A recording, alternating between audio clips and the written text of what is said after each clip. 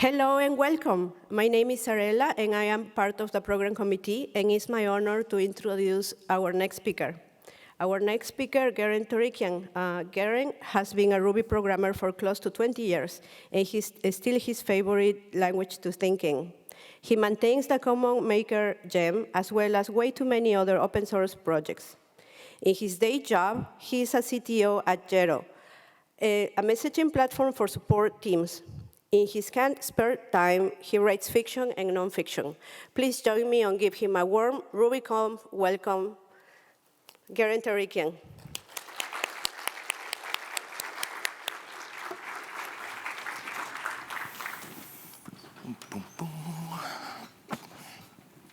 Hello, hi, everybody. Thank you all for being here. Thank you all for watching the stream live, and a special hello to anybody watching this video in the future. I hope your world is better than the one we are in right now. This is my first conference talk in a long time, my first RubyConf presentation, so I apologize if I'm a little rusty. Today I'm going to talk to you about Rust and Ruby. As Zarela said, I'm the CTO at Jero. I'm at GJ Torikian almost everywhere on the web. CTO in this context is a pretty meaningless title. There's only 3 of us. And basically the only reason I'm CTO is because I happen to be best programmer.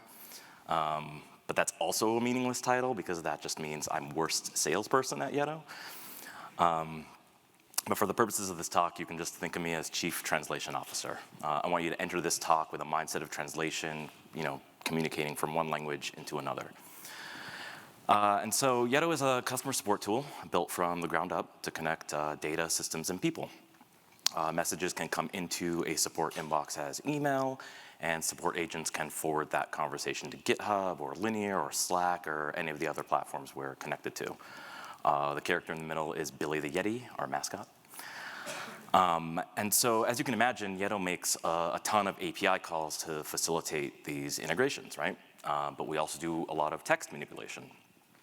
We need to be able to convert between GitHub Markdown and Linear Markdown and whatever Slack uses into HTML so that it can be sent back out as an email to the customer. So that no matter the source of the message, we deliver it through Jero to another platform. So let's start with a story. Around 2015, the Common Mark project took off.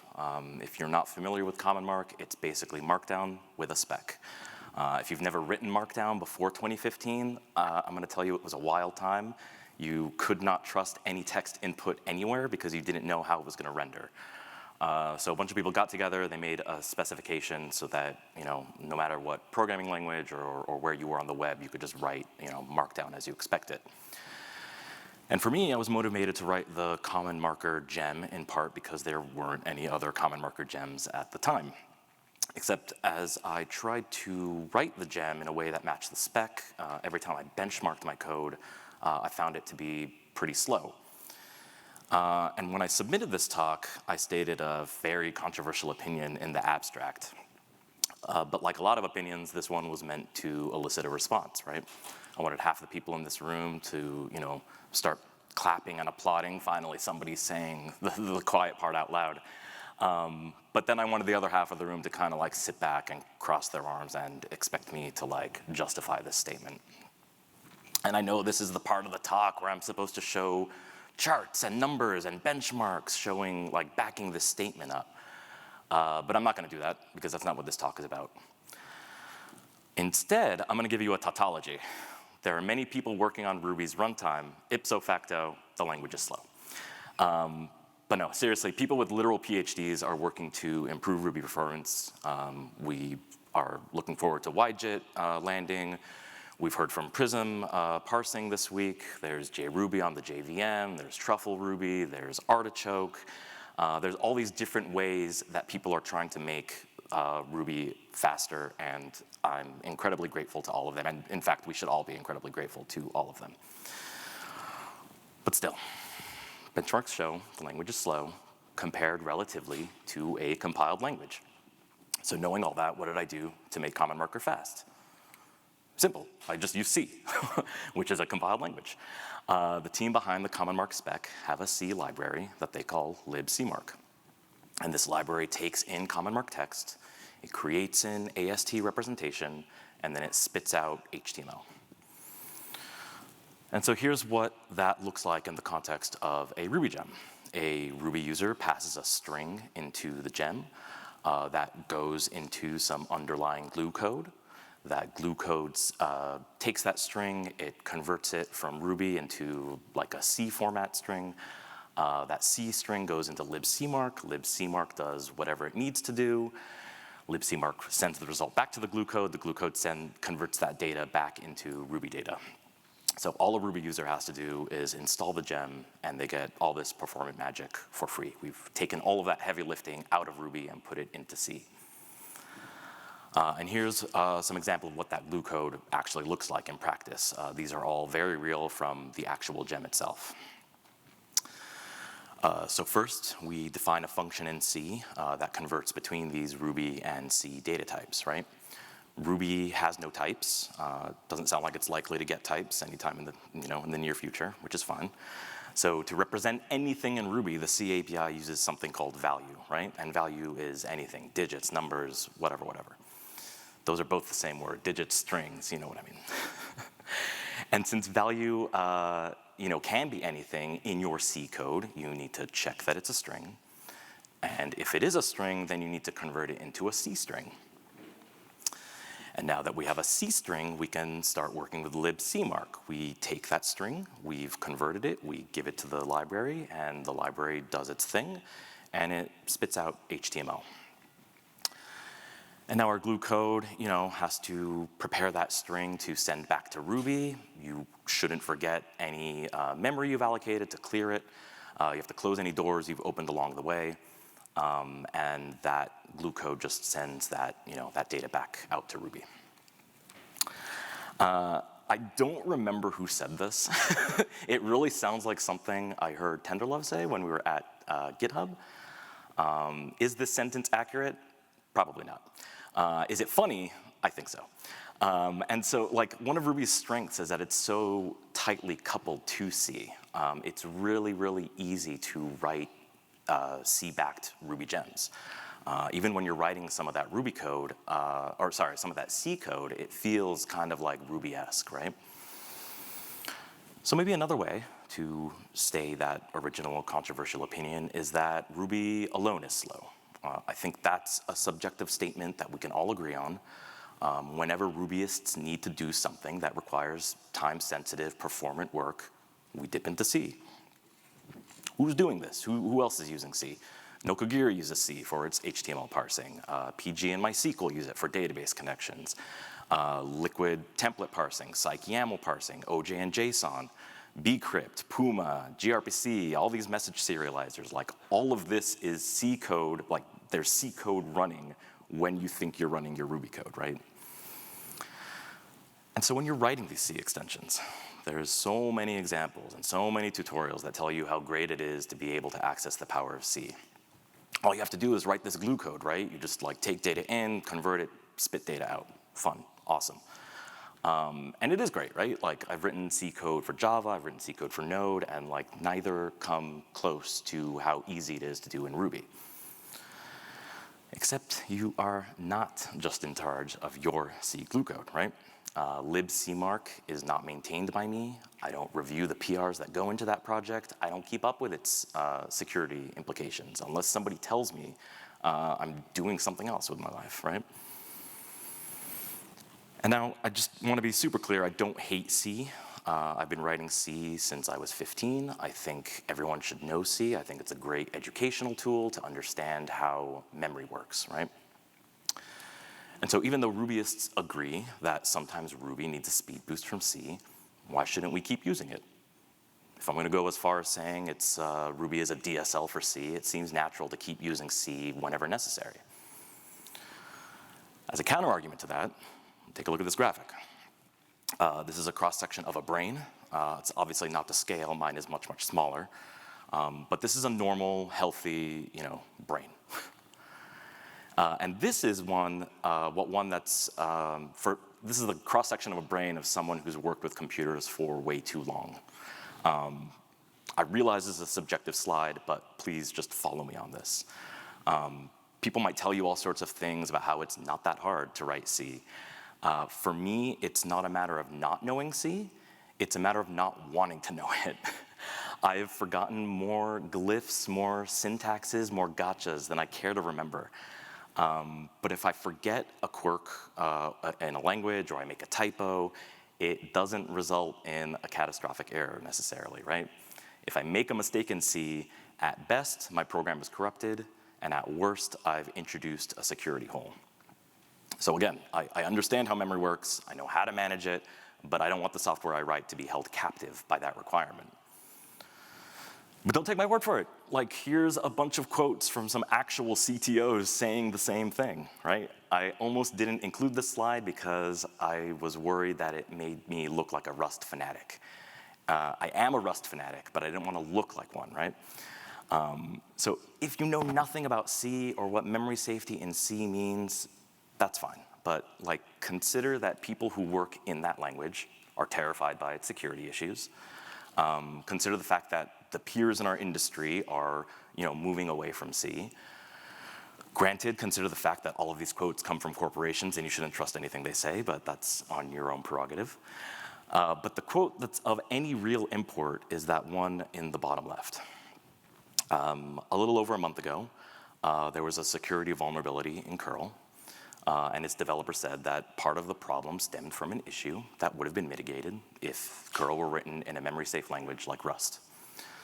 So if even a professional C developer is making a mistake, what hope do I have of not making one? I'm just a humble Rubyist, right? So moving on, let's stop talking about C. Let's talk about what happens when you try to marry Ruby and C. Here's another familiar site for people running and installing C extensions. When a C extension crashes at best, you get a backtrace like this. And when a dump like this happens, you'll see a bunch of files and line numbers that represent the stack trace, right? But this doesn't necessarily show you where a problem occurred, right? It's only where a problem was encountered. You could have mishandled your memory in one function and only much, much later hit an issue. And debugging memory issues can be hard. They can be very, very frustrating and very, very difficult. C tooling exists like GDB and Valgrind and Address Sanitizer, but those can be difficult to set up and install, right? And speaking of difficult to set up, each platform you want your Ruby gem to support needs to take into consideration the CPU and the operating system of the end user, right? So now your Ruby C extension developer needs to be aware of writing C code for all sorts of OS and CPU idiosyncrasies. OS updates can be moving targets, and although you can write all the if-else statements you want, as a C developer, you really, really, really hope you've got those escape hatches correctly. So if you've ever lightly dabbled in Ruby C extensions, you're maybe familiar with the first two dragons, right? You're working in C, you're trying to concatenate a string, you're trying to expand an array, all of these things deal with memory management. And a lot of the tooling, I'll say, for C is written from the era that C came from. It's all very 70s, command line heavy, and the tooling still behaves as if we're kind of in that era. So while these first two dragons are specifically C issues, they're language issues, it's the last one that I think is often ignored in a lot of tutorials, and to me, it's the most irritating one. So has this ever happened to you? You install a gem, it tells you it's building a native extension, it could take a while, and then it crashes. So what happens here? It's okay, so your computer has just downloaded a bunch of Ruby code and a bunch of C code from Ruby gems. And for C-backed extensions, the person installing the gem needs to also be able to compile that C code.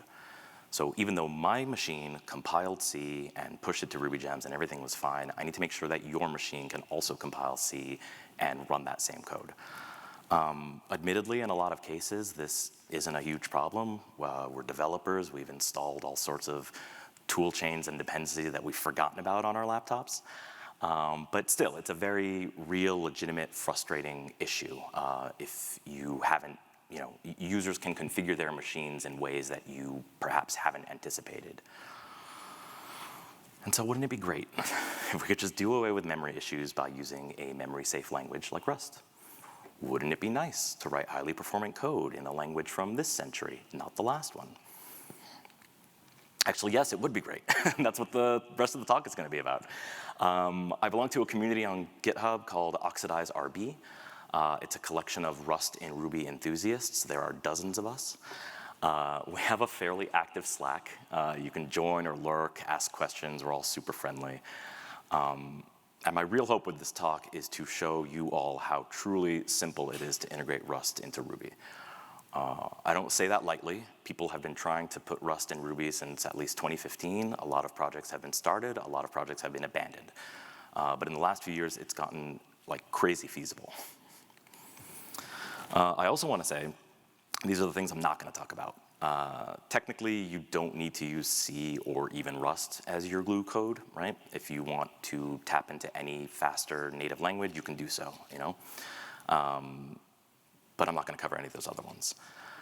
Documentation, both the Rust community and the Ruby community value up-to-date, good-looking documentation, and you can actually create static sites that combine comments from both languages into one coherent page. And then I'm also not going to talk about concurrency, stuff like Rust's Tokyo or async Ruby. I'll get into why a little bit later, but if you're looking forward to that, just keep your hopes tempered. Okay, so I'm going to show you all how easy it is to write Rust in Ruby, right? And so I'm going to come up with a project idea.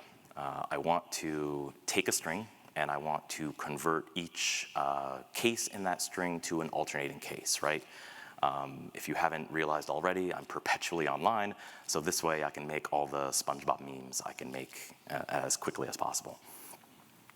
So first stop, find a Rust crate that does what I want it to do. Found this one, it took 35 seconds. It sounds like it works, so I'm going to use it.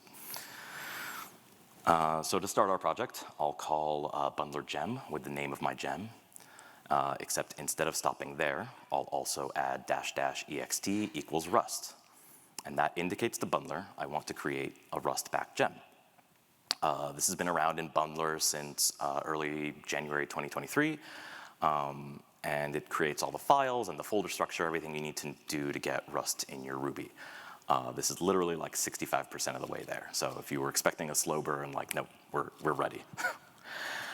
Bundler creates this toml file for us. Toml is what Rust uses kind of to manage their dependencies, kind of like how we have gem files in Ruby. And so since all of this toml was already generated for me, I only need to add my new Rust crate as a dependency down at the bottom. We'll switch back over to Ruby for a quick sec. This is what I want the API of my gem to look like. I want a class, I want to give that class a string, and I want to be able to call a method called alternate case, which alternates the case.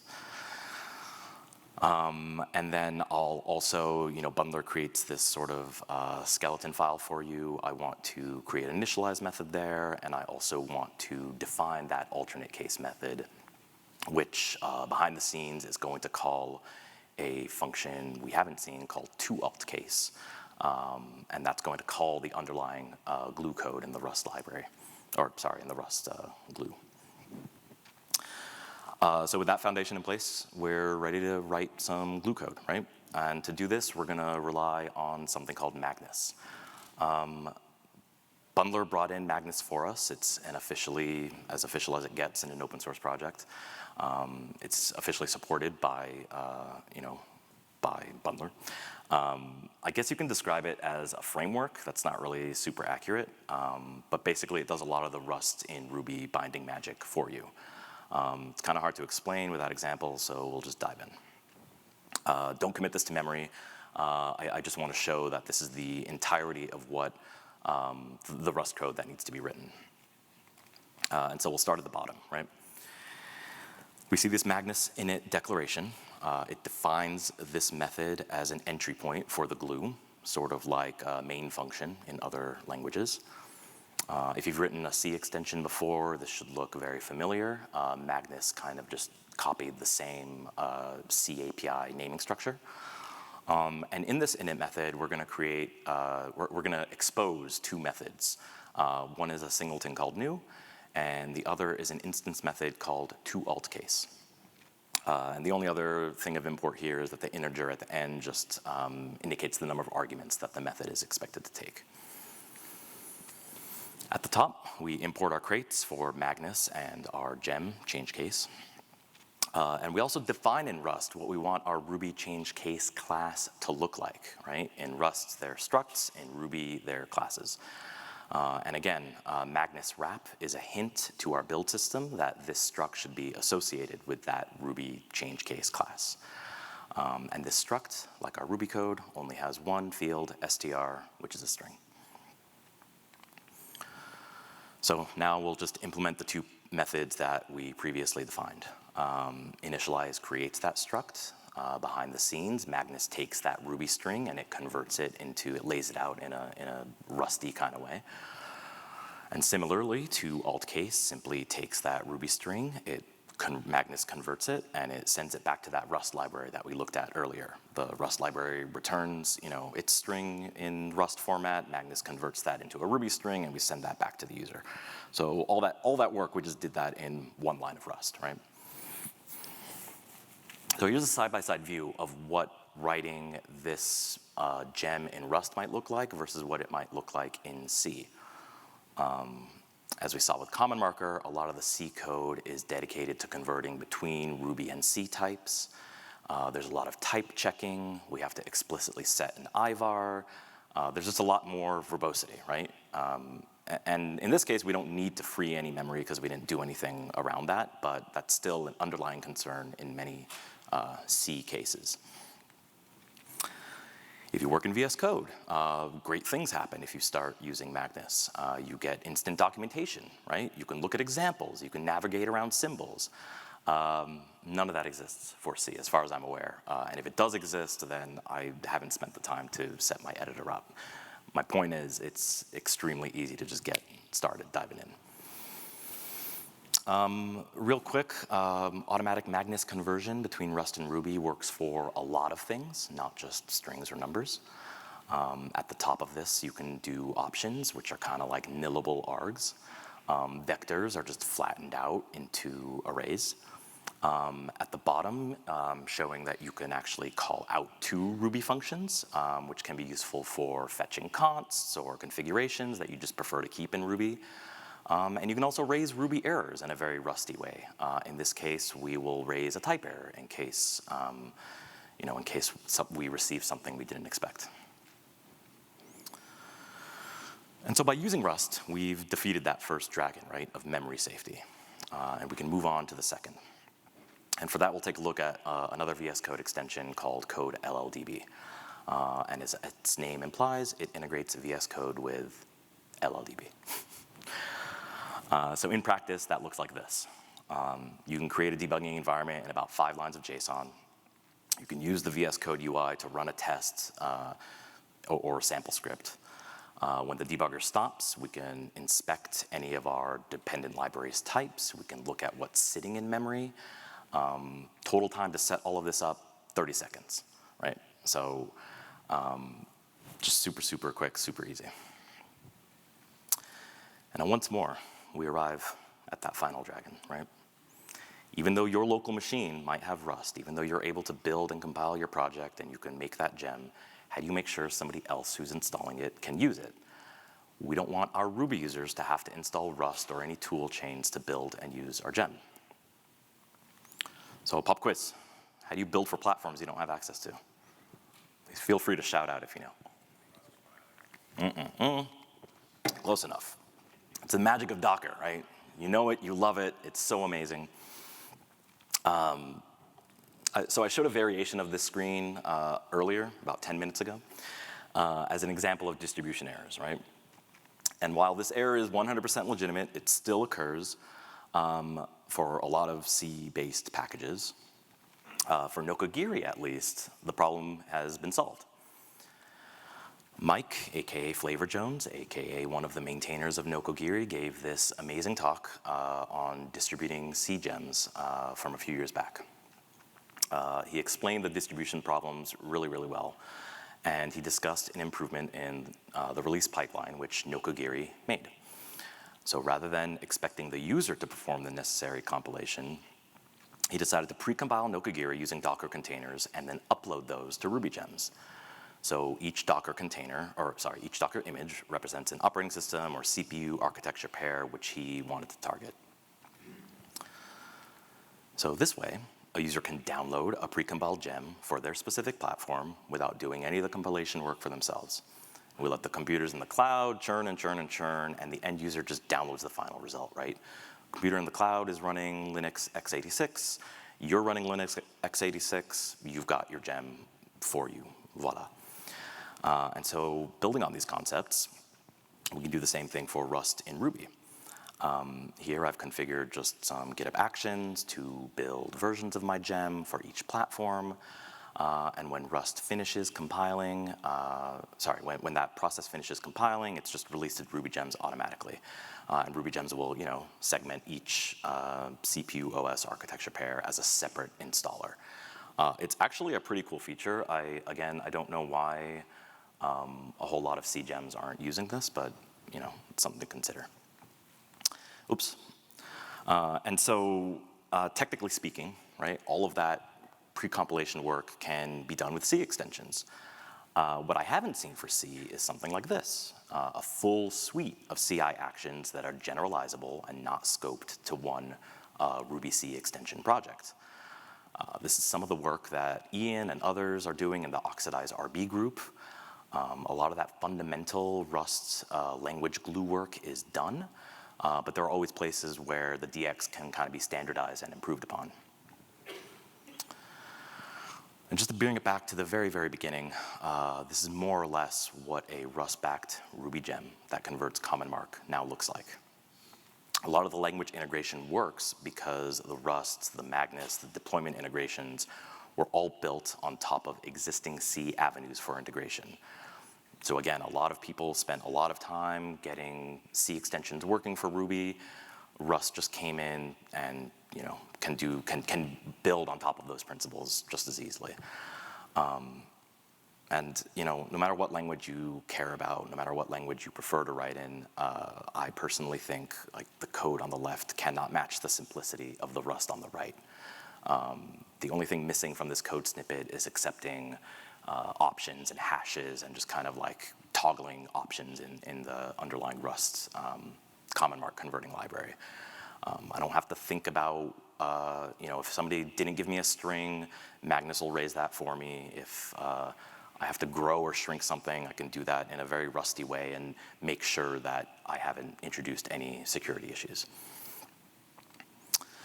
But of course, it is not always all smiles and sunshine. Environmental differences can and do occur with Rust, particularly around CPU architectures, 32-bit, 64-bit, Intel ARM Mussel. But still, I think that in Rust, these issues are much, much more manageable. As well, the onus of fixing those architecture issues are kind of on the Rust core team, not the C library and not the Ruby extension author. I will say the biggest gotcha with the Rust bindings is knowing what data is stored where. This has to do with working around Ruby's garbage collection.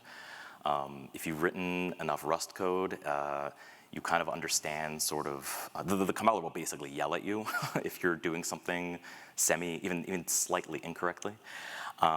So yes, like while you still have to know how memory works, I promise you it's much, much easier.